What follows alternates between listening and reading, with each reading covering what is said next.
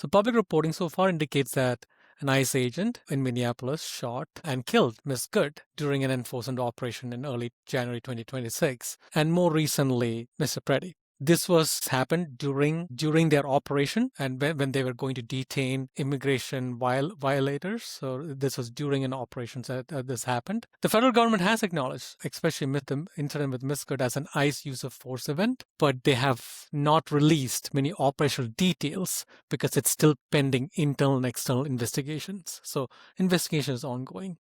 Fault at this point of time is contested. Protesters and locals blame ICE's aggressive tactics, for example, warrantless entries, force being used within the crowds, while officials cite armed resistance and interference in their operations. Governor Walz has called for agent withdrawal, labeling it as an occupation, but ultimately investigations are still ongoing. When we look at an assessment and an analysis, right, there are different layers. There is individual responsibility, whether the agent's use of deadly force was legally justified, and that will be determined by facts like perceived threat, weapons, presence of weapons, warnings, adherence to ICE's own use of force policy. Again, this is by being investigated by DHS oversight bodies and potentially by DOJ's Civil Rights Division. The second layer is the institutional responsibility. So if patterns emerge, such as inadequate training, aggressive tactical planning, or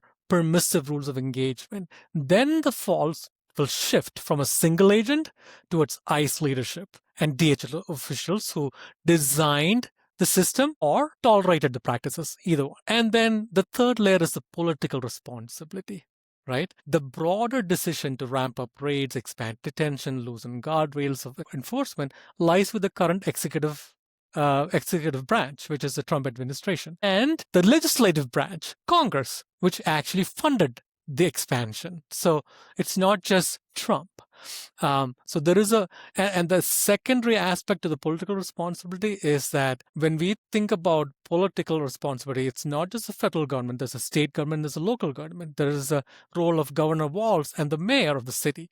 They all have a part to play to make sure that things are happening smoothly and the risk is minimized in any of these operations. So when we think about roles, like I said, there's a federal role, which is ICE and DHS. They are the ones who are enforcing the immigration laws. Then there is a state role, like Governor Walz, the AG of the state. They oversee the local safety and they can sue. They have the authority to sue for overreach. For example, there was a lawsuit they filed in January 12th around the operation. And then there is the city officials, the Minneapolis PD, who handles public order.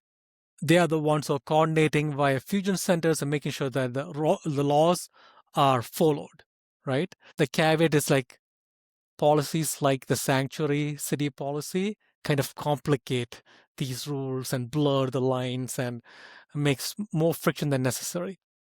The idea of having these different roles, like, federal, state, local, it's meant to balance out the power between federal, state, and local officials. And it balances, and then it kind of gives a balance to immigration enforcement and ensures that civil rights is also adhered to. If you think about the clashes that happened in the 1950s on the desegregation, this is very similar. There were a lot of clashes that happened. But one thing to remember is that if these escalations continue to happen, it does risk broader unrest. And the president administration can invoke the Insurrection Act. And if that happens, that will be unfortunate and it'll further undermine trust in our institutions, which we do not want to do. Because already the public doesn't trust their government. So we do not want to add fuel to that fire. So in summary, right, I would encourage our audience to not jump to conclusions.